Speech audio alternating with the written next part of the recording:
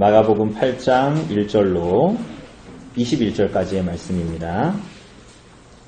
마가복음 8장 1절로 21절까지 말씀 제가 봉독해 드리도록 하겠습니다. 그 무렵에 또 큰 무리가 있어 먹을 것이 없는지라 예수께서 제자들을 불러 이르시되 내가 무리를 불쌍히 여기노라. 그들이 나와 함께 있은지 이미 사흘이 지났으나 먹을 것이 없도다. 만일 내가 그들을 굶겨 집으로 보내면 길에서 기진하리라. 그 중에는 멀리서 온 사람들도 있느니라. 제자들이 대답하되 이 광야 어디서 떡을 얻어 이 사람들로 배부르게 할 수 있으리이까? 예수께서 물으시되 너희에게 떡 몇 개나 있느냐? 이르되 7이로소이다 하거늘 예수께서 무리를 명하여 땅에 앉게 하시고 떡 7개를 가지사 축사하시고 떼어 제자들에게 주어 나누어 주게 하시니 제자들이 무리에게 나누어 주더라. 또 작은 생선 2마리가 있는지라 이에 축복하시고 명하사 이것도 나누어 주게 하시니 배불리 먹고 남은 조각 7광주리를 거두었으며 사람은 약 4,000명이었더라. 예수께서 그들을 흩어 보내시고 그 제자들과 함께 배에 오르사 달마누다 지방으로 가시니라. 바리새인들이 나와서 예수를 힐난하며 그를 시험하여 하늘로부터 오는 표적을 구하거늘 예수께서 마음속으로 깊이 탄식하시며 이르시되 어찌하여 이 세대가 표적을 구하느냐? 내가 진실로 너희에게 이르노니 이 세대에 표적을 주지 아니하리라 하시고 그들을 떠나 다시 배에 올라 건너편으로 가시니라. 제자들이 떡 가져오기를 잊었음에 배에 떡 1개밖에 그들에게 없더라. 예수께서 경고하여 이르시되 상과 바리새인들의 누룩과 헤롯의 누룩을 주의하라 하시니 제자들이 서로 수군거리기를 이는 우리에게 떡이 없음이로다 하거늘 예수께서 하시고 이르시되 너희가 어찌 떡이 없음으로 수군거리느냐? 아직도 알지 못하며 깨닫지 못하느냐? 너희 마음이 둔하냐? 너희가 눈이 있어도 보지 못하며 귀가 있어도 듣지 못하느냐? 또 기억하지 못하느냐? 내가 떡 5개를 5,000명에게 떼어줄 때에 조각 몇 바구니를 거두었더냐? 이르되 12이니이다. 또 7개를 4,000명에게 떼어줄 때에 조각 몇 광주리를 거두었더냐? 이르되 7이니이다. 이르시되 아직도 깨닫지 못하느냐 하시니라. 아멘.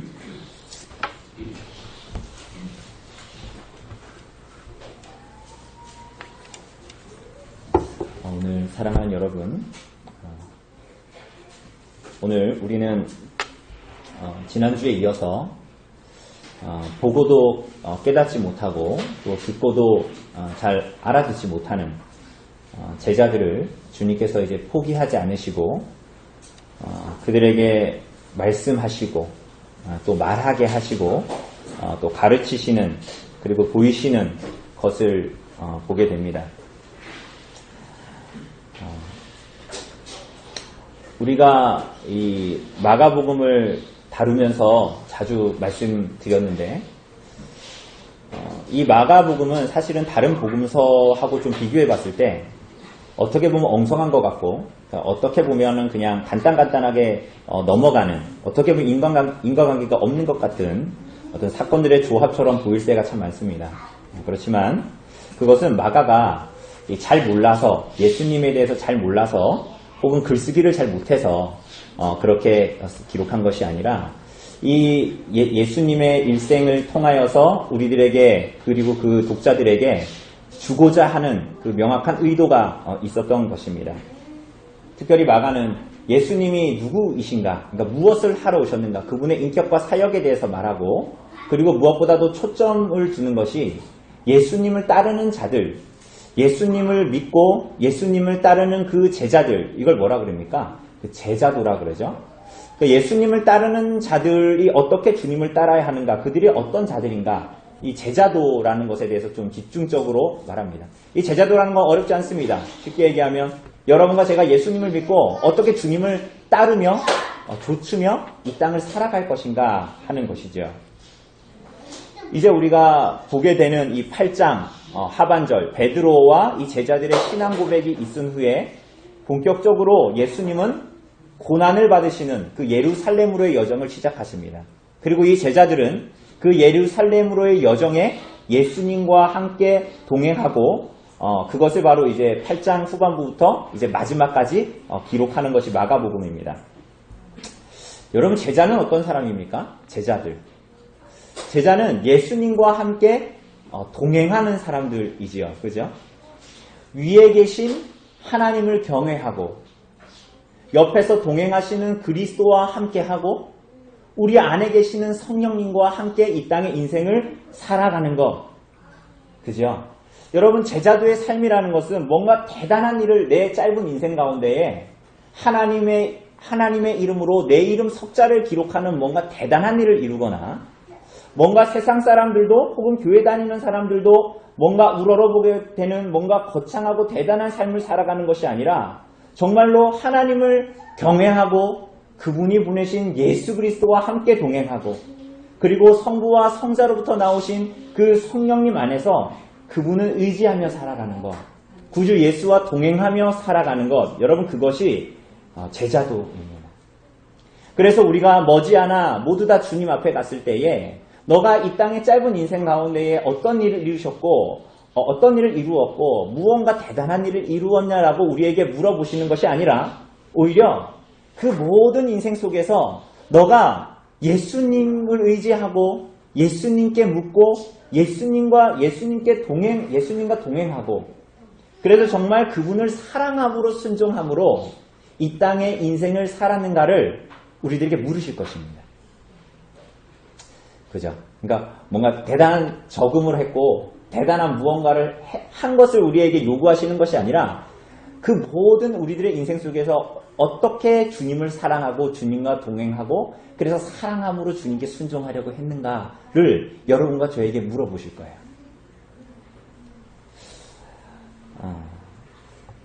여러분, 하나님은 오늘 제자들과 계속 동행하시는데 여러분, 하나님은 준비된 사람을 쓰십니까?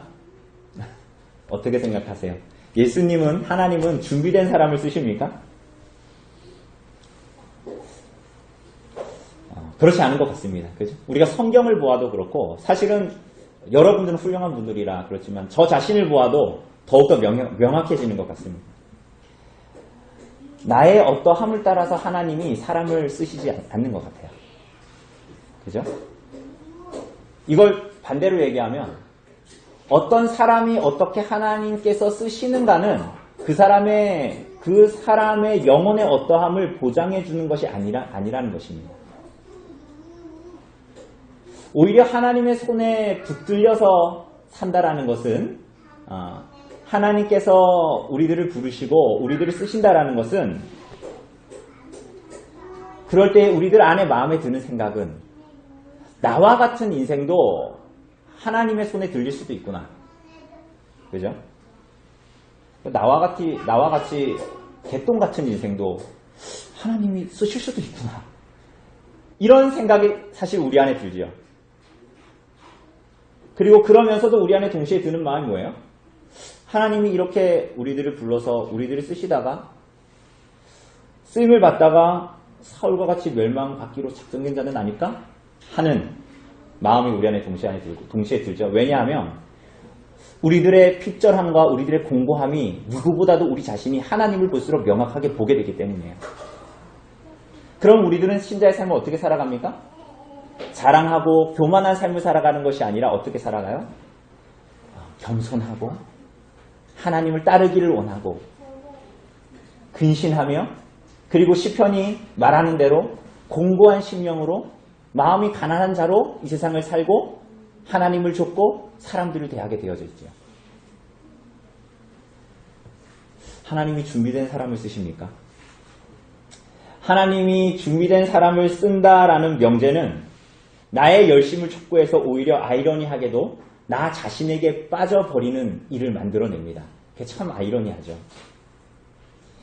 하나님은 준비된 자를 쓰시는 것이 아니라 하나님은 하나님의 기쁘신 뜻대로 택하신 자를 부르시고 택하신 자를 그의 손으로 쓰십니다. 그죠? 그래서 하나님은 그로 말미암아 하나님을 경외하는 자로서 하나님의 열심을 좇으면서 그분을 사랑하는 자로 그들이 제자들입니다. 그죠? 그들이 성도들이고 그들이 교회죠. 그래서 이 사람들은 역설적으로 내 열심으로 주님을 좇겠다 이렇게 하지 않는데 오히려 역설적으로 어떤 일을 완성하고 내가 생각한 이 땅에서 인생의 뭔가 목표치를 달성하는 것에 내 목적을 두면서 살아가는 것이 아니라 어떤 일의 완성을 보지 못해도 그 여정 속에서 하나님은 우리를 하나님과 사람을 어떻게 사랑해야 하는지를 알게 하십니다. 그리고 그 과정 가운데에서 우리는 우리에게 있는 것이 없으니 하나님께 지혜를 구하게 되는 거예요. 그런데 그 지혜를 구해서 내가 원하는 것을 얻겠다라는 식으로 제자들의 삶이 나타나지 않고 그러므로 말미암아 하나님을 사랑하는 것이 무엇인지를 알게 되고 하나님이 누구신지를 밝게 되고 그래서 내가 어떤 존재인지를 알게 됩니다. 그게 바로 제자의 삶이고 성도의 삶입니다. 여러분 그때야 우리가 소유를 본다고 해서 그렇게 말하는 하나님을 기뻐하게 되는 거죠. 그 여정 속에서. 정말 하나님을 사랑해서 순종하는 것. 우리가 오늘 십계명을 읽었지만 이거 우리가 지켜가지고 구원 얻는 것이 아니라 하나님을 사랑하기 때문에 이렇게 살고 싶은 소원이 우리 안에 들고 그리고 여러분과 제가 고백하다시피 우리 안에 경건의 능력이 없으니까 하나님께 구하게 되는 거예요. 이렇게 살게 해달라고. 내가 주님을 더 사랑하게 해달라고. 여러분 그게 제자와 교회의 삶이지요. 그게 우리들의 일생에 사실은 궁극적인 목적입니다. 천국에서도 그렇게 살 겁니다. 그래서 이 땅에서 그렇게 주님을 사랑하지 않는 사람은 천국은 가시밭길 같은 거예요. 너무 불편한 거죠. 하나님의 임재가 거기에 있는데. 그래서 이러한 제자의 삶도 우리가 이 땅에서 완성을 보지 못하고 이 일생 동안 그 여정을 걷게 되고 그래서 주님께서 말씀하시기를 자기 십자가를 지고 나를 좇으라고 말씀하시는 것입니다. 그죠? 그게 이제 제자의 삶입니다. 여러분 서론이 길었죠. 여기까지가 서론인데 여러분 오늘 이 서론을 잘 알면 주무셔도 됩니다. 아이들이 있어서 주무시지 못하겠지만 어쨌거나 여러분 여기서 우리가 벗어나지 못하는 신앙생활을 하면 우리가 7장 그리고 앞에 6장 뭐 이런 데서 본 것처럼 자기 의에서 벗어나지 못하는 신앙생활을 하게 됩니다.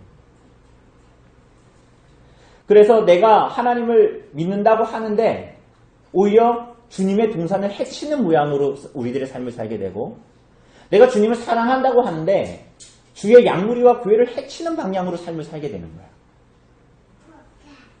여러분 주님은 이 주님과 동행하나 주님을 온전히 깨닫지 못하고 있는 제자들에게 한 사건을 보이는데요.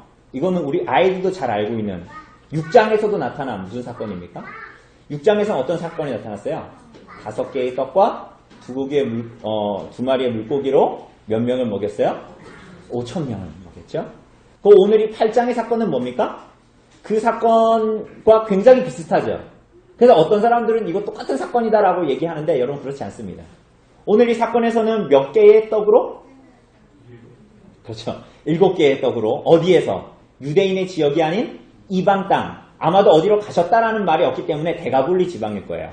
이 이방 땅에서 예수님께서는 이 일들을 행하십니다. 오병이어하고 비슷한 사건을. 그런데 오병이어 사건에서는 몇 명을 먹이셨습니까? 이렇게 차이점이 있죠. 그렇죠. 남자만 5,000명입니다. 그런데 오늘 이 사건에서는 몇 명을 먹이십니까? 4,000명. 그런데 이건 남자만 4,000명이 아니라 남녀노소 다 합해서 4,000명이에요. 그죠? 그리고 오병이어 사건에서는 몇 광주리가 남았어요? 12광주리가 남았죠? 그리고 오늘 이 사건에서는 몇 바구니가 남습니까? 이거 분명. 여러분, 굉장히 대답을 잘 하시네요. 이따가 예수님도 제자들에게 이걸 물으십니다. 그런데 왜 물으시는가? 우리들이 잘 알고 있는가? 가나다라를 잘 알고 있는가? 기억력이 좋은가? 기억력이 감퇴됐으면 다시 한번 새기도록 그런 이유로 물어보신 것이 아니라는 걸 우리가 이제 알게 됩니다. 어쨌거나 여러분 오늘 본문에서는 그 오병이어 사건에서는 제자들이 예수님께 와서 어떻게 할까요? 이렇게 했는데 오늘 본문에서는 어떻게 합니까? 누가 누구에게 말합니까? 예수님이 제자들에게. 2절에서 보는 대로 예수님은 무리들을 불쌍히 여기셨어요. 그런데 이 무리들은 어떤 사람입니까? 1절에서 누구라고 나옵니까? 이 사람들에 대해서 뭐라고 표현하죠? 큰 무리다. 그러니까 많은 사람들이다 이렇게 얘기하죠. 그런데 이 동일한 본문을 기록하고 있는 마태복음 15장 30절 이하를 보면 이 사람들이 어떤 사람들이었는지를 말합니다. 다리 저는 사람, 장애인, 맹인, 말 못하는 사람들, 이 큰 무리들이었어요. 그러니까 여러모로 육신의 질병과 불구를 가지고 있는 사람들이지요. 지난주에 본 대로 예수님은 이들의 병을 다 치유하시고 고치셨습니다. 그러나 동시에 예수님은 무엇보다도 이들의 육신의 질병과 불구를 고치기보다는 오히려 그 이상, 오히려 죄로 무너지고 상해버린 이 사람들의 영혼을 고치시고 치유하시기를 원하셨습니다. 이 사람들의 영육간의 상태만이 아니라 이미 지금 예수님과 이들과 함께 있은 지 며칠이 지났어요? 그렇죠. 사흘이 지났어요. 그래서 먹을 것이 없어요. 오병이어 사건에서는 우리가 거기 본문을 읽으면서도 봤지만 조금만 가면 물건을 살 수 있는, 뭔가 먹을 것을 살 수 있는 동네가 있었어요. 그런데 이곳은 정말로 떨어져 있는 광야입니다. 광야. 그들을 보내면, 그래서 예수님께서 그들을 보내면 그 음식을 사러 가는 길에서 기진할까 하여, 그리고 심지어는 예수님과 함께 있었던 사람들 중에는 어떤 사람들은 멀리에서 온 이방인들도 있었어요.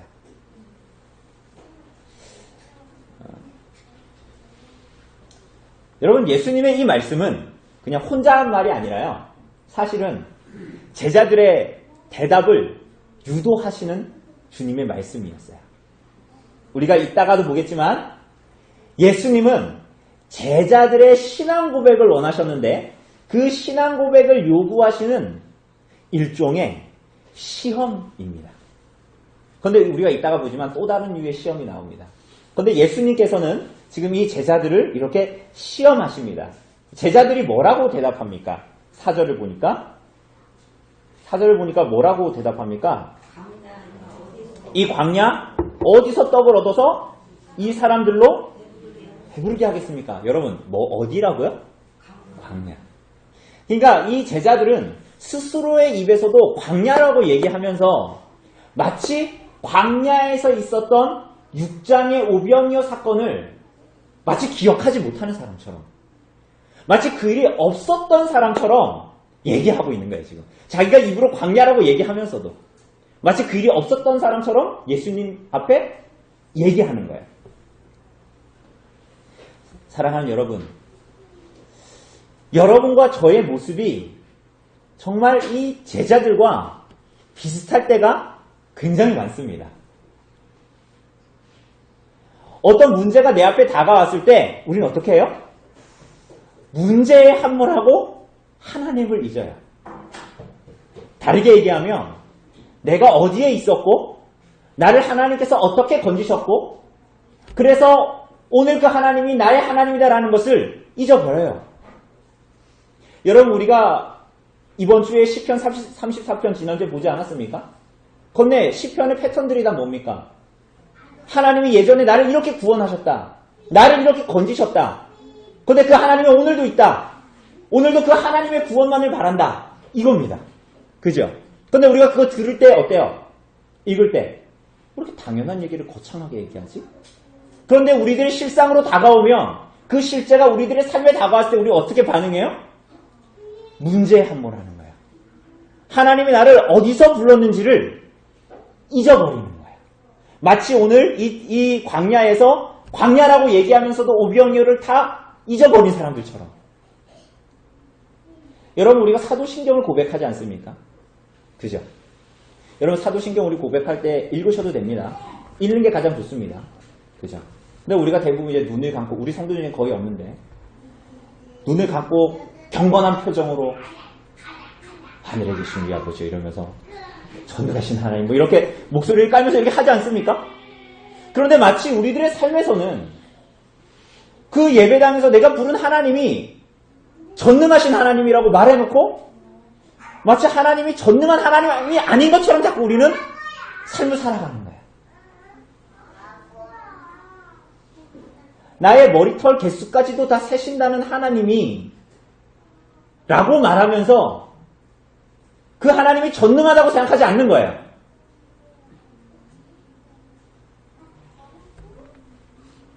전능하사 천지를 만드신 하나님 누구요? 하나님 뭐라고 부릅니까? 아버지. 그분이 나의 아버지라는 거 자꾸 잊어버리는 거야. 아니, 티모시 우리가 전능하신, 우리의 하나님이 전능하신 아버지라고 얘기해놓고 내 아버지라는 것에 대해서 망각하는 거야, 자꾸만. 그게 아닌 것처럼. 하일렐베르크 요리문답에서 말하는 것처럼 그분은 잎새와 풀, 비와 가뭄, 풍년과 흉년, 먹을 것과 마실 것, 건강과 질병, 부와 가난, 이 모든 것을 아버지와 같은 손길로 다루신다. 그것이 하나님 아버지의 섭니다. 우리들의 삶을 구석구석 보시고 우리들의 머리털까지도 다 세시는 하나님께서 그렇게 세밀하게 섭리하신다고 말하고 고백하면서도 마치 그 공식은 교회에서만 존재하는 것처럼 여기는 거야. 그렇게 하나님을 우리들의 삶에서 굉장히 낯선 분으로 취급합니다. 너무나 자주. 그래서 우리들의 삶의 문제에 대해서는 하나님보다 사도신경에서 고백하는 전능하신 하나님 아버지보다 내가 더 잘한다고 생각하는 거예요. 그래서 하나님의 방법대로 이 모든 것들을 생각하고 행하기보다는 그 행하기를 잊고 잊기를 원하고 그리고 하나님의 방법과 하나님의 뜻을 잊는 것을 당연스럽게 생각하고 내 방식과 내 생각으로 우리의 삶을 꾸려나가고 상황에 대처하며 살아갑니다.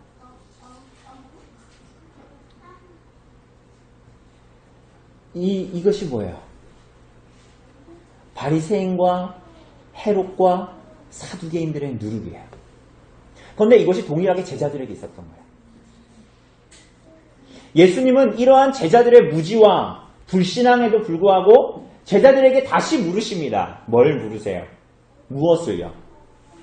떡이 몇 개 있냐고. 그래, 똑똑하네요, 나다니가. 떡이 몇 개가 있냐고.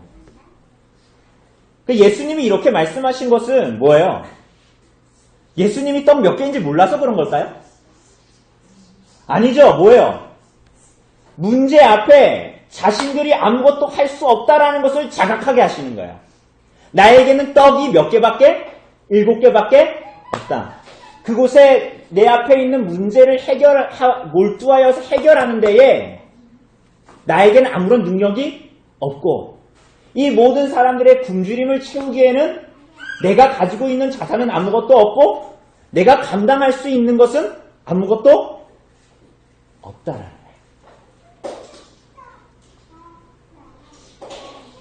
우리들이 이 땅에서 신앙생활을 하면서 때로는 믿음으로 무언가를 한다고 하면서 대단한 자신감으로 무엇이든지 할 수 있다는 열심으로 나아갈 때도 있죠. 그런데 여러분 점점 시간이 흘러가고 우리들의 인생을 살아가면 살아갈수록 우리들의 영혼 깊은 곳에서부터 깨닫게 되는 것이 뭡니까? 내 인생의 주인이 내가 아니라는 것을 알게 돼요. 왜? 내 뜻대로 되어지지 않아요. 뿐만이 아닙니다. 내가 한 사람의 영혼이라도 진실하게 품기에는 나 자신이 너무 작다라는 걸 깨닫습니다. 내가 너무 작고 내 마음이 너무 작고 내가 뭐 대단한 사람들을 품을 수 있는 것처럼 생각하지만 잘 고민해보면 나는 저 한 사람을 품기에도 너무 작아. 내 그릇은 본차이나 스테인레스 뭐 이런 게 아니에요. 깨지기 쉬운 질그릇 같은 인생. 그것을 더 깊이 알아가는 거야. 여러분 이것이 우리들의 인생이 우리들의 영혼이 매일마다 경험하게 되는 것 아닙니까? 그래서요. 그래서 우리는 어떻게 살아가요? 이 천지간 바라볼 곳이 하늘밖에 없다라는 것을 보게 됩니다. 뭐예요? 예수님께서 부활하시고 어떻게 하셨어요? 제자들을 가르치시고 어떻게 하셨습니까? 승천하셨죠? 우리가 전에 본 대로 왜 예수님은 우리들의 눈에 보는 대로 승천하셨습니까? 이 땅을 살아갈 때에 이 땅의 것에 몰두하며 살아가고 그것만을 바라보면서 살아가는 것이 아니라 무엇을 바라보는 거야? 눈에 보이는 대로 올라가신 승천하신 그리스도를 바라보고 그래서 그분의 말씀대로 이 땅을 디디며 살을 때 이 땅에 몰두하지 않고 우리를 위해서 승천하시고 다시 오실 그리스도께 몰두하며 살아가는 것이 교회와 성도의 삶이라는 것을 우리들에게 잘 보여주셨죠.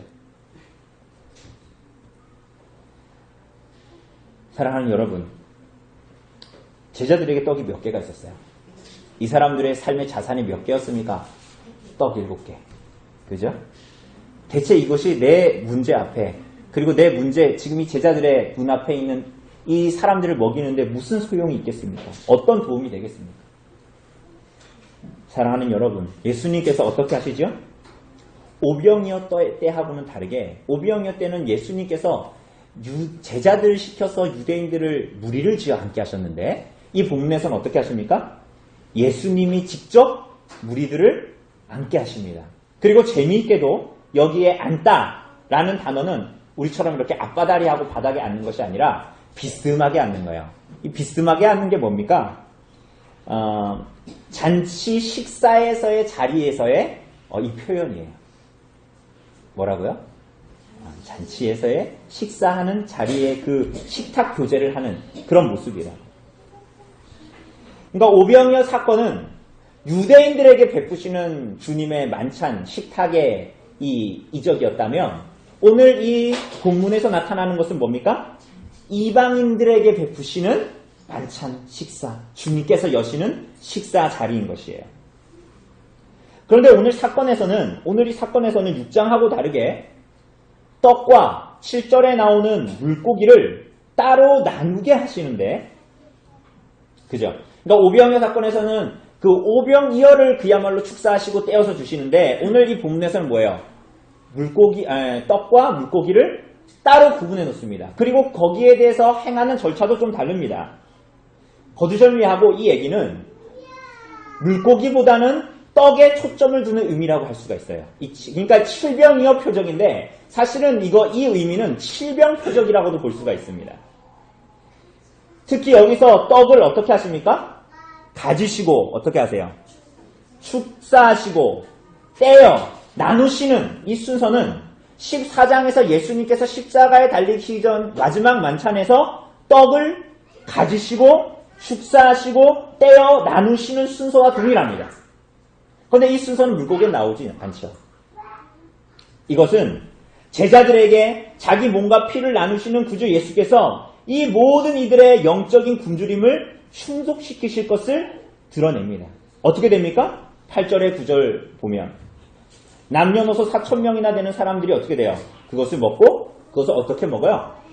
배불리 먹게 됩니다. 그런데 이거 우리가 6장에서도 봤고 수로보닉의 여인 사건에서도 봤죠? 다 배불리 먹게 되는, 동일하게 나타났던 것을 보게 됩니다. 그렇게 사람들이 다 배불리 먹고 몇 광주리가 남았다고요? 7광주리가 남았지요. 그죠? 그래서 어떤 사람들은 오병이어 사건에서는 12광주리가 남았으니까 이스라엘의 12지파를 지칭하는 것이고, 그리고 이제 오늘 이 본문에서는 이방인들을 향한 만찬에서는 7바구니니까 뭐예요? 그러니까 어떤 사람들은 더 신축적으로 가서 마치 그 가나안의 족속들이 몇 족속이었어요? 7족속이었어요. 7족속이었어요. 그래서 이게 그것을, 근데 그건 좀 제가 봤을 때 지나친 해석인 것 같고, 어쨌거나 7이라는 것은 이 완전수이기 때문에 그게 유대인이건 이방인이건 모든 죄인들을 풍족하게 자신으로 먹이시는 거예요. 그것이 오늘 이들에게 온전히 성취되고 나타났다는 것을 말하는 것이겠죠. 여러분, 제자들은 예수님이 베푸시는 이 비슷해 보이는 이 똑같은 사건들을 2번이나 경험하게 됩니다. 그러면서도 제자들은 알지도 못하고 깨닫지도 못하지요? 그럼에도 예수님은 끊임없이 제자들을 포기하지 않으시는 거예요. 여러분, 여기에 우리들의 삶의 소망이 있는 거예요. 그럼에도 제자들은 깨닫지 못했는데, 그럼에도 예수님은 제자들을 놓지 않으시는 거예요. 끝까지 이 사람들을 가르치고 깨닫게 하시는 거예요.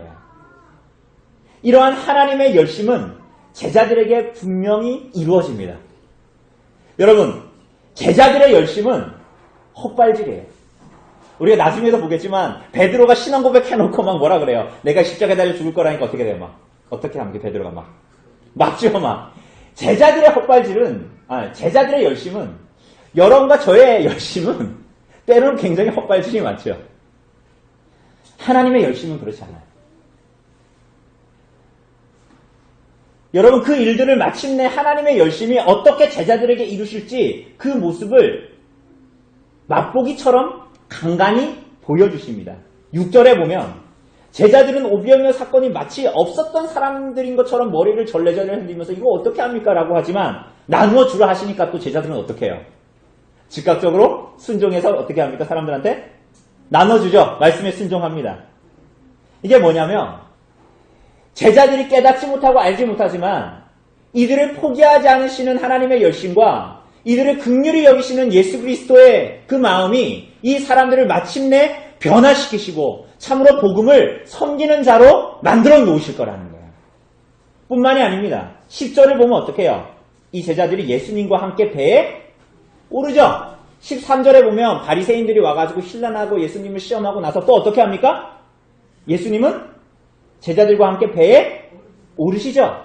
8장 이하에 보면 서론에서 말씀드렸다시피 예루살렘의 고난의 여정을 예수님께서 십자가에 못 박히기 위해서 예루살렘으로 가는데 그 여정을 제자들과 함께 동행하시지요.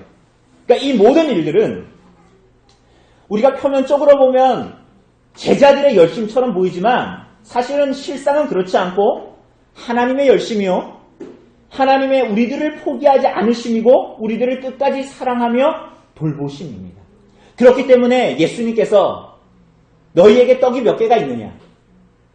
이 사람들이 이렇게 기진하여 있다. 라고 제자들의 대답을 요구하시는 질문 혹은 제가 서론에 말씀드렸다시피 예수님의 일종의 시험은 위험천만한 것이 아니에요.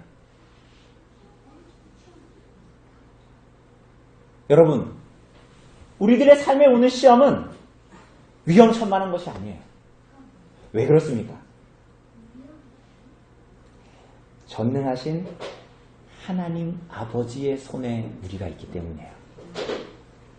만약 우리들의 모든 문제와 우리들의 모든 삶이 하나님 아버지의 손에 있지 않다면 혹은 그 하나님이 전능한 분이 아니라면 혹은 전능하긴 한데 내 아버지가 아니라면 옆집 아저씨라면 우리는 우리들의 삶을 두렵게 살 수밖에 없어요.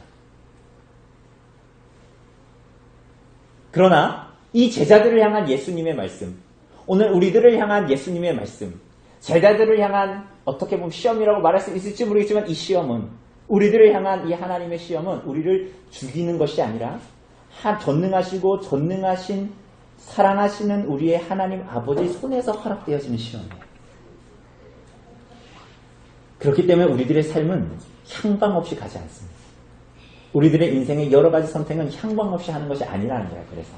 그래서 그렇게 나아갈 수 있는 거예요. 그런데 또 하나의 시험이 있습니다. 그게 뭡니까? 그 다음에 나오는 거.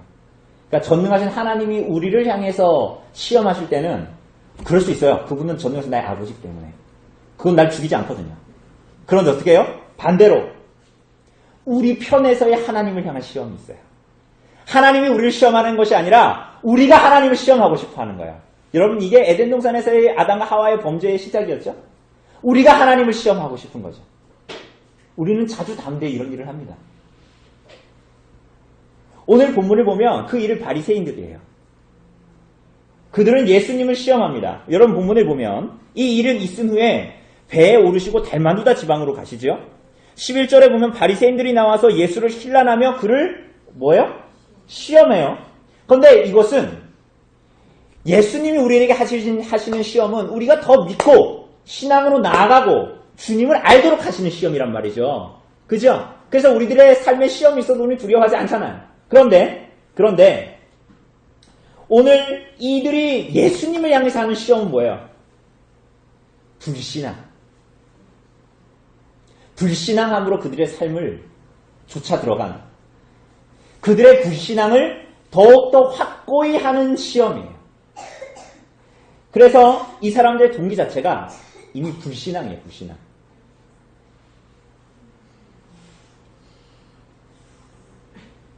때론 우리들의 삶에 내가 이렇게 선택해도 하나님이 이렇게 하시겠지? 와 비슷한 거야. 내가 하나님의 말씀에 순종하지 않는 삶을 살면서도 마치 그것을 하나님께서 지켜주실 거라. 그게 뭐냐면 이 바리새인들의 시험과 굉장히 비슷한 것입니다. 그 동기가 불신앙이에요. 여러분, 그래서 이 사람들이 와서 구하는 게 뭡니까? 하늘로부터 오는 표적이에요. 그러니까 예수님의 기원이 하나님이라는 거를 보여달라는 거예요. 여러분, 근데 보이셨습니까? 안 보이셨습니까? 아니, 오늘 본문 말고 그 이전에 보이셨어요? 안 보이셨어요? 예수님이. 수많은 가르침과 수많은 표적으로 이미 다 보이셨죠? 그리고 그 이적들은 다 뭐예요? 그냥 대단한 일이네? 놀라운 일이야로 그치는 것이 아니라 그 일들은 다 뭐예요? 구약 성경에서 하나님이 보내시는 메시아가 오면 무슨 일을 할 거다. 우리가 지난주에 본 대로 뭐예요? 지난주에 본 대로 듣지 못하는 자가 듣게 되고 말 못하는 자가 말하게 되는 그 일을 할 자가 누군가라는 거예요. 하나님이 보내신 메시아 예수 그리스도이신 것이죠. 그런데 이들은 그 표적을 믿지를 않는 거예요. 예수님이 마음속으로 어떻게 하셨다고요? 12절에 깊이 탄식하였어요. 여러분, 여러분과 저의 삶에 예수님을 탄식하시게 하는 게 뭐죠? 네. 예수님을 깊이 탄식하시게 하는 게 뭡니까? 여러분, 무엇이 하나님을 슬프게 하죠? 무엇이 여러분 안에 계신 성령님을 근심하게 하죠? 세상에서 여러분들이 잘 못 나가는 겁니까? 여러분들이 조금 다른 이웃보다 건강하지 않은 그것 때문에 예수님이 근심하실까요? 내가 생각하는 명예와 지위를 이 땅에서 얻지 못하는 것입니까? 내 원함이 이루어지지 않는 것, 그것 때문에 하나님이 근심하실까요? 돈이 좀 없는 것? 건강이 좀 시원치 않은 것? 내 뜻대로 되지 않는 것? 여러분, 그것은 하나님을 근심하게 하는 것이 아니에요. 무엇이 예수님을 탄식하게 하고 성령님을 근심하게 합니까? 여러분이 불신앙하는 마음으로 하나님을 대하고 여러분이 불신앙하는 마음으로 여러분의 삶을 살아갈 때에 하나님은, 예수님은 탄식하시는 거예요. 예수님을 탄식하게 하는 것은 하나님 앞에 여러분이 여러분의 삶에 있는 죄를 죄대로 보지 않고 핑계하고 변명하고 회개하지 않고 하나님 앞에 자기를 부인하지 않는 완고함이 여러분 안에 있는 성령님을 근심하게 하고 예수님은 그것을 탄식하시고 하나님은 그것을 슬퍼하십니다.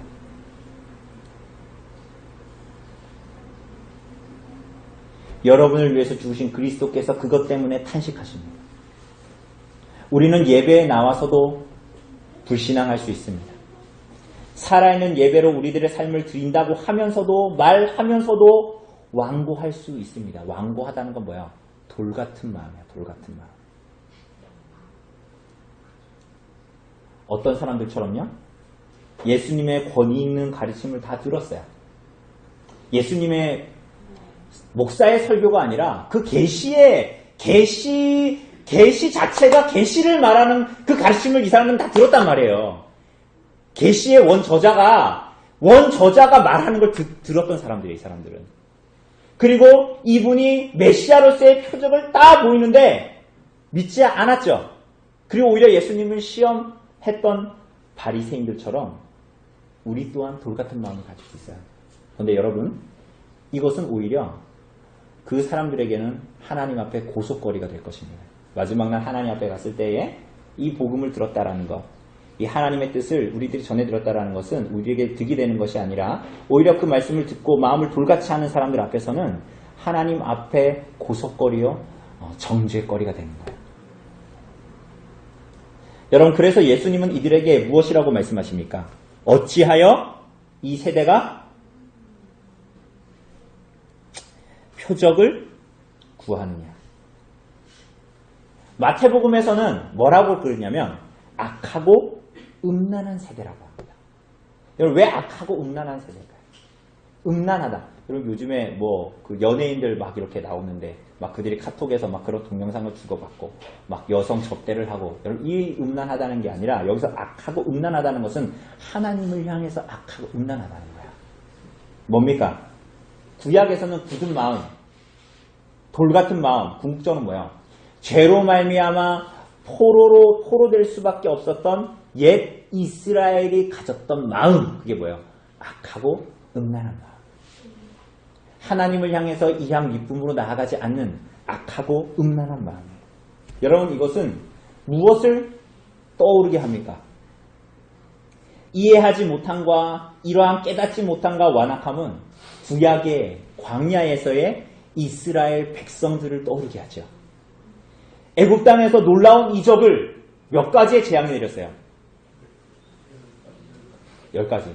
저는 그걸 앞자만 따서 피, 개, 입파, 악도후, 매, 흑장 이렇게 외웠습니다. 저는 기억력이 별로 안 좋아서 이렇게 앞글자를 외웠는데 그 놀라운 재앙들, 그게 애굽 온 땅에 내리는데 이스라엘 백성들에게 안 내리는 신기한 것도 경험했어요. 이 사람들은. 그죠?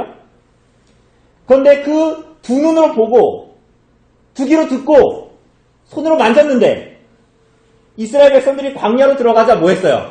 모세와 아론을 원망하기 시작합니다. 뭐라고 원망했어요?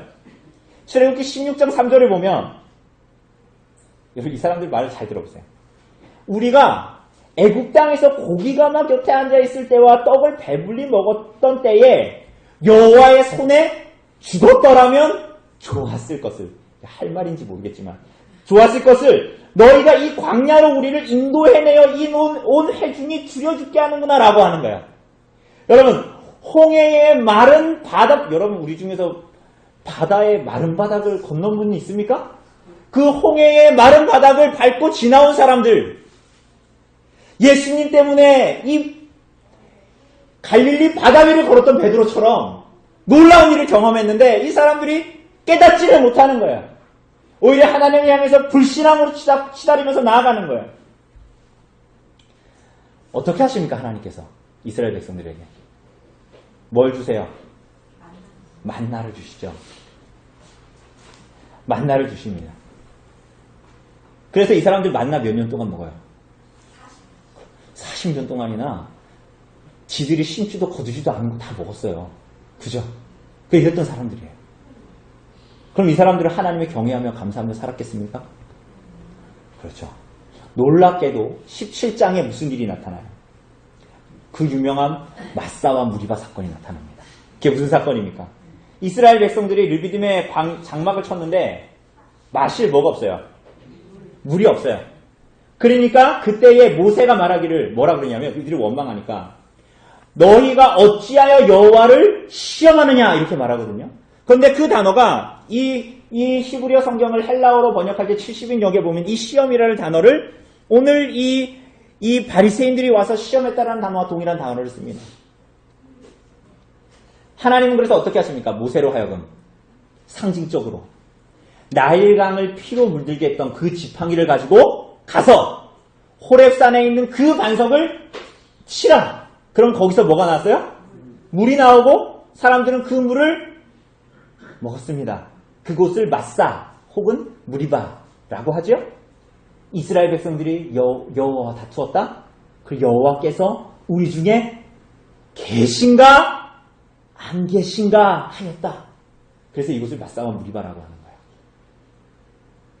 하나님을 시험한, 하나님을 그들의 삶에서 불신앙한, 완고한 이스라엘 백성들의 모습을 그대로 보여주는 것입니다.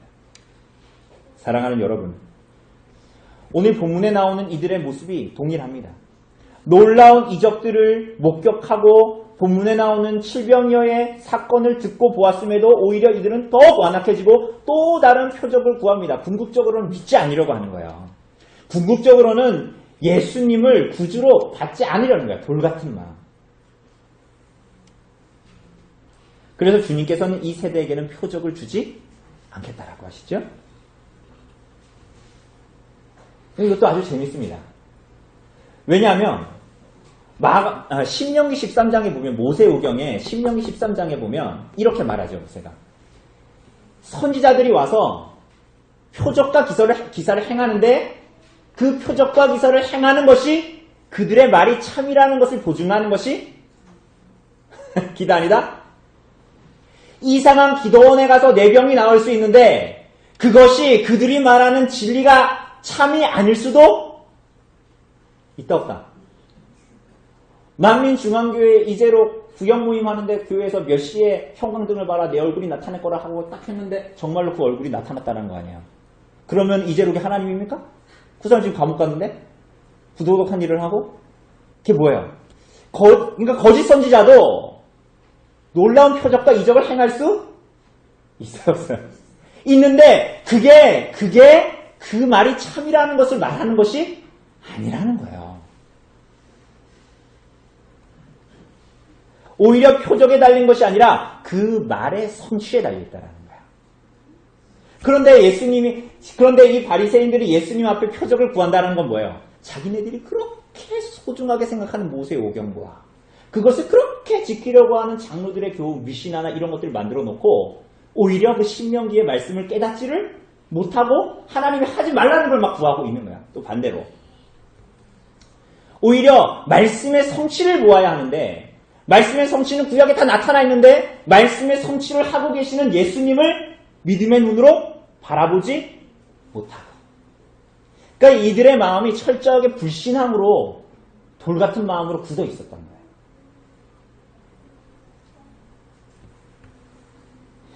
예수께서 이 말씀을 하시는 것은 예수께서 하시는 모든 말씀과 일은 하나님의 약속의 말씀의 성취고 또한 궁극적으로 또한 성취될 것을 내다보시는 것입니다.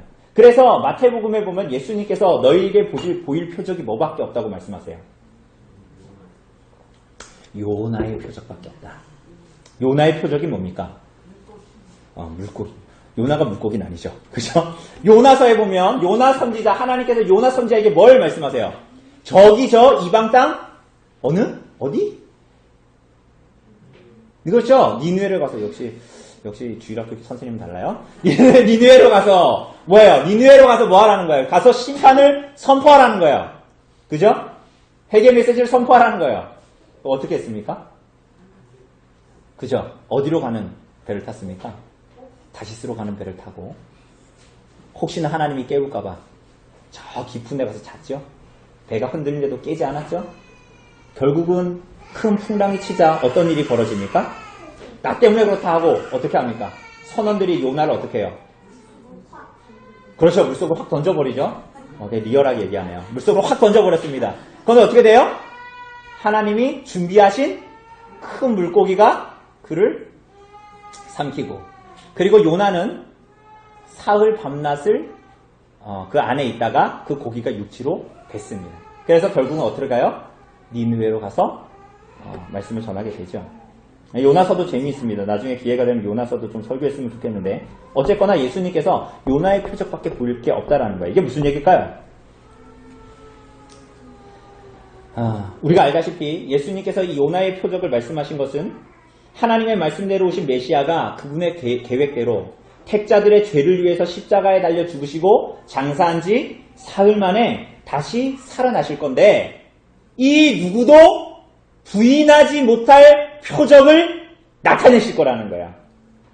그러니까 이미 이 표적들, 그러니까 말씀의 성취자가 예수님이시라는 것 지금까지 나타냈지만 이 요나의 표적, 예수께서 십자가에 달려 죽으시고 장사한 지 사흘 만에 부활하시는 이 표적, 전무후무한 표적, 모든 표적들이 지시했던 이 표적, 최후의 표적, 이게 나타날 것인데 이제 이 후로는 어떻게 될 거예요?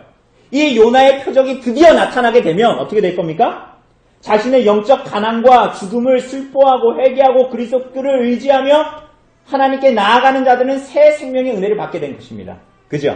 그러나 이 최후에 나타날 요나의 표적을 받아들이지 않고 여전히 그것을 불신앙하며 죄악을 고집하는 완고한 자들에게는 뭐가 될 거라는 거야? 거치는 돌이 될 것이고 그들에게는 최후의 심판이 될 것입니다. 사랑하는 여러분, 예수님께서 이렇게 말씀하시고 제자들과 배에 오르십니다. 여러분, 왜 바리새인들은 예수님께 또 다른 표적을 보여달라고 했을까요? 왜 그토록 그들은 예수님을 믿지 않았을까요? 성경도 잘 알고 경건해 보이는 사람들이. 15절을 보면 예수님께서 제자들에게 말씀하시기를 뭐라고 말씀하십니까? 바리새인들의 누룩과 헤롯의 누룩을 주의하라. 누룩이 뭡니까? 빵 만들 때 넣는 이스트죠? 부풀게 하는 것입니다. 그런데 이것은 뭘 말하는? 이 누룩은 뭘 말하는 거야? 그들의 교훈, 가르침입니다. 마태복음에서는 오늘 본문에서는 예수님을 찾아온 사람이 바리새인이라고 얘기하는데요. 마태복음에서는 바리새인과 사두개인들이라고 합니다. 그런데 이 두 부류는 사이가 서로 안 좋거든요. 그런데 서로 앙숙인 사람들이 한날에 같이 예수님을 찾아와서 예수님을 향한 불신앙을 나타냅니다. 왜 그렇죠?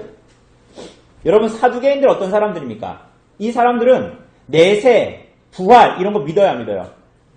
안 믿어요. 그러니까 이 사람들은 아주 현저하게 세속적이고 이 땅에 몰두되어져 있는 굉장히 현세적인 복을 추구하고 그렇게 살아가는 사람들입니다. 제사장의 일들을 감당하면서도. 바리새인들은 어떤 사람들입니까? 내세, 부활 믿어요, 안 믿어요? 믿어요. 그러나 그들은 그 내세와 부활을 자기들의 의로 취득할 수 있다라고 믿는 사람들이에요. 그래서 장로들의 교훈과 전통을 붙들었죠. 여러분, 헤롯의 누룩은 뭡니까? 헤롯의 누룩 그러면. 헤롯이 누구죠? 그죠? 그러니까 우리가 헤롯의 누룩은 우리가 세례 요한의 사건에서도 볼 수 있듯이 자신들의 왕국에 모든 관심이 쏠려 있어서 자신의 신앙보다는 체면, 권력, 명예 이런 것만 걸려 있어도 세례 요한의 목을 내어줄 수 있는 사람. 여러분, 그렇다면 바리새인의 누룩, 사두개인들의 누룩, 헤롯의 누룩은 뭘 말하죠? 이들의 교훈과 가르침이 뭡니까? 마음의 성결보다는 겉모양의 경건으로 자신을 드러내고, 이들의 경건이라고 하는 것은 배우가 연기하는 듯한 경건과 성결이라 거기에는 참된 생명이 없습니다. 더 쉽게 말하면 말은 이렇게 하는데 마음은 전혀 달라. 말을 이렇게 하는 이유는 내 이런 마음을 어떻게 잘 만들어내기 위한 것일 뿐이지. 이걸 뭐라고 위선적이라고 그러죠?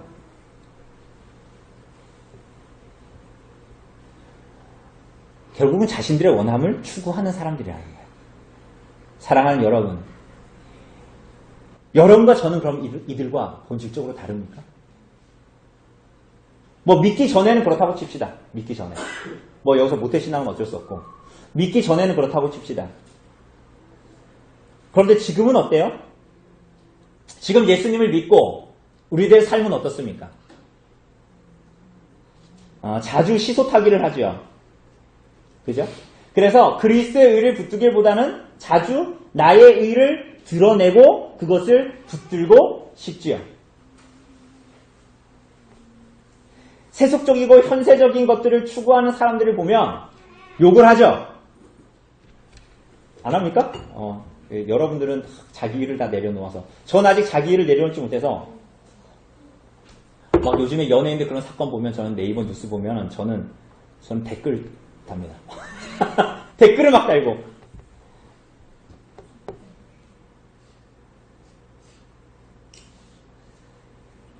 나쁜 놈들이라고 댓글을 달지만 사실은 곰곰이 생각해보면 그들과 다를 바 없는 저의 내면을 보게 됩니다. 그런 마음이 어때요? 괴롭죠. 두렵죠. 자신의 체면과 명예가 조금이라도 걸려 있으면 우리들의 신앙이라는 것이 언제나 후퇴할 수 있는, 우리 눈앞에 있는 현실에 다 함몰돼서 우리들의 믿음이 무력화되는 것이 너무 당연하게 여겨지는,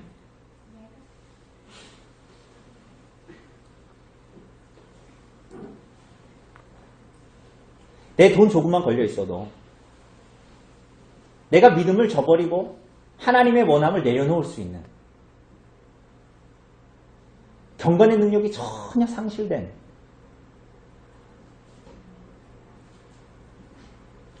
그래서 그걸 때로는 너무나 당연하게 받아들이죠. 그게 마치 일상다반사처럼. 우리는 어떻게 해야 하죠? 이렇게 답이 없고 변하지 않는 우리도 제자, 예수님과 동행하는 사람 맞습니까? 정말 여러분과 저 같은 사람들이 배에 타도 예수님이 우리와 동행하실까요? 16절 보면 제자들이 하는 말이 뭐예요? 배에 탔는데 우리가 깜빡하고 뭐 안 갖고 왔다? 떡 안 갖고 오니까 예수님이 저 누룩 얘기를 하시구나 하죠. 그저 현실의 상황에만 함몰돼 있어서 그 현실을 눈으로 자꾸 하나님을 보는 거예요. 그래서 깨닫지를 못하고 하나님을 우리 수준으로 생각하는 거예요. 자꾸만. 예수님께서 뭐라고 말씀하십니까? 18절을 보면 너희가 눈이 있어도 보지 못하고 귀가 있어도 듣지를 못하는구나. 이 말씀이 예레미야서 5장 말씀입니다. 예수님이 뭐라고 말씀하시냐면 니네가 그때의 예레미야 시대의 이스라엘 백성하고 대체 뭐가 다르냐 이렇게 물어보시는 거예요. 너희가 대체 바리새인, 사두개인, 헤롯에서 누룩 저 사람들하고 대체 뭐가 다르냐? 너희가 나 잠잠히 따라오는 거 말고 저 사람들하고 대체 뭐가 다르냐는 거예요. 너희의 속은 그렇지 않으면서 배우가 연기하듯 경건과 성결을 가지고 신앙생활하는 것이 실상은 결국은 하나님이 아니라 너 자신을 섬기게 하는 것일 텐데 너희가 과연 그들과 뭐가 다르냐? 이렇게 제자들에게 물으십니다. 그리고 이어서 뭐라고 부르세요? 제자들에게 19절에 보면 오병이어로 남자만 5,000명 먹이고 몇 바구니 남았냐? 20절에 보면 뭐라 부르세요? 7개의 떡으로 4,000명 먹이고 몇 광줄이 남았냐? 왜 물어보세요 이거? 여러분 예수님이 지금 우리 버렸을까봐 테스트하는 것입니까? 기억력을 다시 살리려고 우리에게 말씀하시는 걸까요? 아니면 마가가 저기가 좀 남아가지고 쓰는 거예요? 쓸데없이? 그들이 정말 뭘 붙들어야 하는가를 말씀해 주시는 거예요. 그것이 예수님으로 말미암는 종교적인 문제든 경건이든 돈이든 명예든 지식이든 집이든 무엇이든 그게 너희로 구원을 얻게 하던가 반대로 떡이 없는 비참하고 절망적인 배 안에서의 현실이 정말 너희로 참된 생명을 잃게 하느냐? 두 가지를 다 물어보시는 거예요.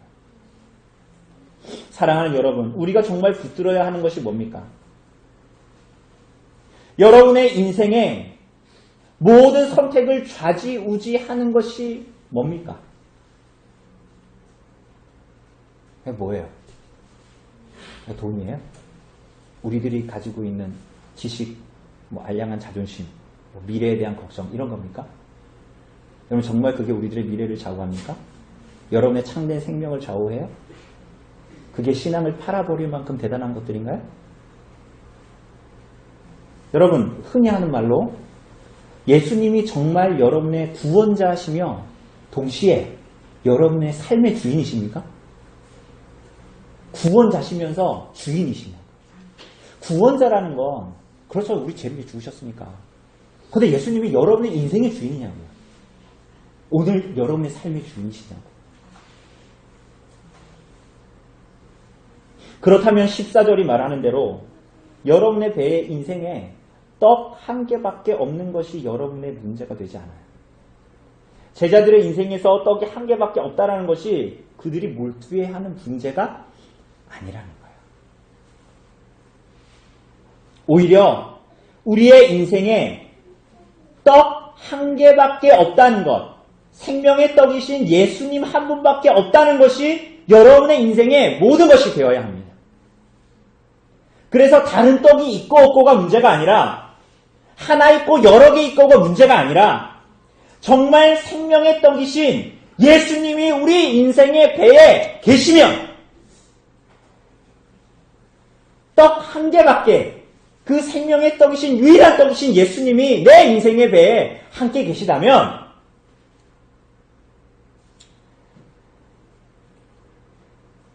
이 짧은 이 땅에서의 인생 속에서 무엇과도 바꿀 수 없이 더할 나의 소중한 안식과 평안을 누리게 되고 그래서 하나님을 섬기는 게 더 이상 자신의 왕국을 더 이루기 위한 누룩으로 사용되는 것이 아니라 그리스도로 만족하고 그래서 그분을 사랑해서 그분을 사랑함으로 그분의 뜻에 순종하기를 바라게 되는 그것이 정말 제자들에게 주님께서 이루시고자 하는 것이에요. 사랑하는 여러분, 그래서 여러분과 저의 삶에 정말 몰두해야 되는 것이 내 삶에 빵이 있고 없고 나는 빵이 하나밖에 없는데 쟤는 막 5개야. 나는 좀 이만큼 누리는데 쟤는 저 더 많이 누려. 그게 아니라 내 삶의 왕국이 어떻게 더 커질지에 몰두하는 것이 아니라 더 쉽게 말하면 그래 나 교회 다녀 나 예수님 믿어 그래 그건 있어 우선 나한테 그리고 또 옵션으로 다른 것도 있어야지. 이렇게 가는 것이 아니라. 그래서 사실은 끝없이 바리새인의 누룩과 사두개인의 누룩과 헤롯의 누룩을 추구하는 삶이 아니고 이 배에 내 인생에 예수님 한 분이 계시다는 것, 그 떡 한 개가 있다는 것을 것에 몰두해야 하는 거예요. 그렇게 정말 누룩 없는 떡이 되기 위해서 묵은 누룩을 버리는 삶을 여러분과 저에게 살게 하시기 위해서 우리의 유월절 양이신 그리스도께서 십자가에 달려 희생되신 거예요. 그 떡을 축사하시고 떼어 나누어 주신 것입니다. 그래서 우리가 누룩 없는 자가 되게 하기 위해서 오신 그분이 누구신지 더 듣고 더 보고 더 알고 더 사랑함에 우리들의 인생의 모든 것을 몰두시키는 거야. 할 일 없어서 교회 나오는 게 아니라.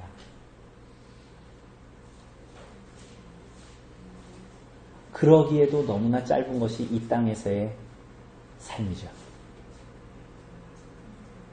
여러분, 이러한 제자의 삶을 살 수 있도록 성령께서 여러분과 저를 도우시기를 바랍니다. 여러분, 사실 이것은 여러분과 저에게 달려있는 문제가 아닙니다. 하나님의 열심히 달려있죠. 그죠? 여러분, 구주 예수 그리스도의 우리들을 포기하지 않으시는 사랑의 사실은 달려있습니다. 여러분, 17절에서 아직도 알지 못하느냐 제자들에게 이렇게 말씀하시죠? 그것은 뭐예요? 내가 너희를 마땅히 깨달아야 할 곳으로 인도하겠다라는 말씀이에요. 너희 마음이 둔하냐 아직도 돌 같으냐 라는 말씀은 뭐예요?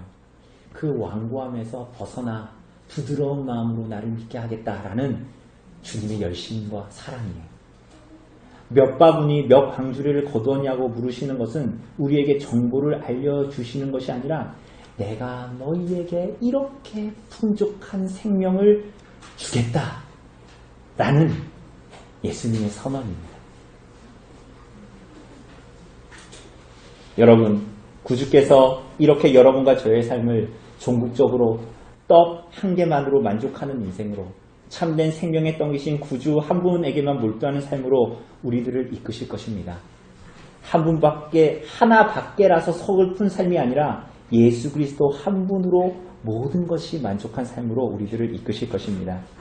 때로 우리가 베세다의 맹인처럼 못 보는 자라도 때로 주님께서 그에게 한번 안수하셨을 때처럼 희미하게 보이는 자라도 구주 예수를 사모하고 그분과 동행하기를 간절히 사모하는 자들에게는 25절이 말하는 대로 모든 것을 밝히 보게 되는 복을 주시고 허락하실 것입니다. 그렇게 참된 제자의 삶을 살아가시기를 바랍니다. 그러한 은혜를 성령께서 오늘 이곳에 모인 우리 성도들과 우리 교회에 허락해 주시기를 간절히 바랍니다. 이 시간 잠시 기도하도록 합시다.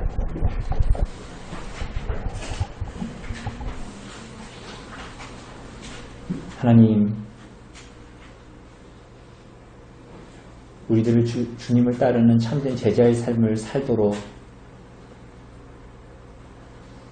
우리들의 삶의 일상다반사와 여러 가지 상황과 문제들이 우리들의 마음을 흐트려 놓고 괴롭히지만 때로는 그래서 우리들의 모든 문제들에 우리들의 삶을 몰두하면서 우리들이 살고자 하는 마음들이 우리 안에 가득하지만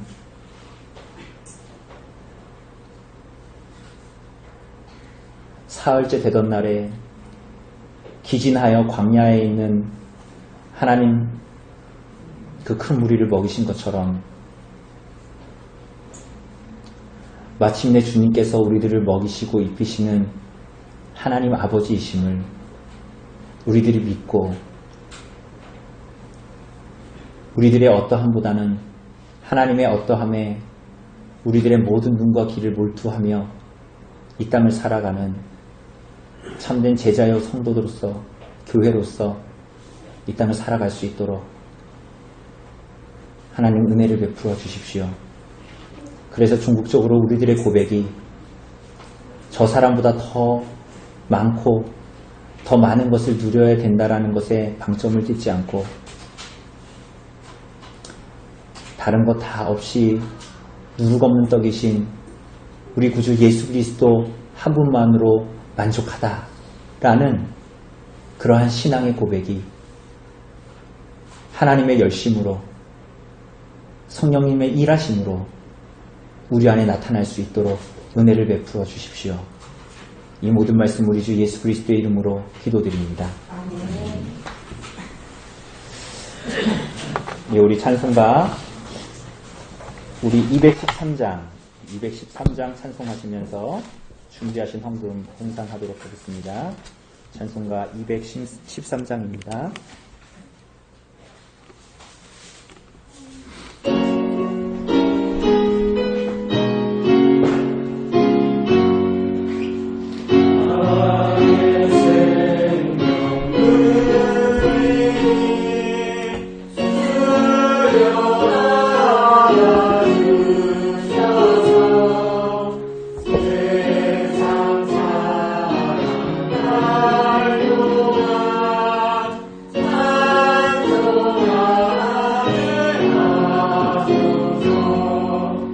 나의 음성